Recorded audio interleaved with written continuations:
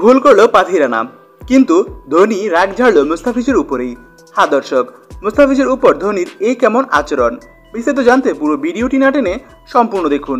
আর অন্যদিকে আইপিএলে 34তম ম্যাচে কেএল রাহুলের ব্যাটিং তাণ্ডবে মহেন্দ্র সিং ধোনি চেন্নাই সুপার কিংসকে হারালো লখনৌ সুপার জায়ান্ট।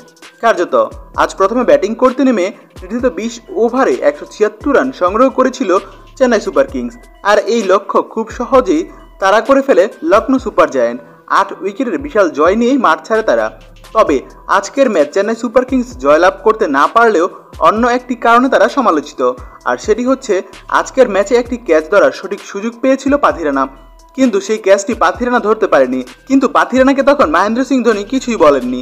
ঠিক তারপর ওভারে যখন মুস্তাফিজুর রহমান বোলিং করতে আসেন, ঠিক একটি ব্যাট ডেলিভারি দেওয়ায় মুস্তাফিজুর রহমানের উপর রীতিমতো রেগে যায় মহেন্দ্র সিং ধোনি। কিন্তু পাথিরানা যে সহজ ক্যাচ মিস করলো, তারপর পাথিরানাকে উদ্দেশ্য করে কোনো কিছুই বলেননি তিনি। আর অন্যদিকে মাত্র একটি 4 হজম করার জন্য মুস্তাফিজুরের উপর রীতিমতো রেগে গিয়েছিলেন তিনি।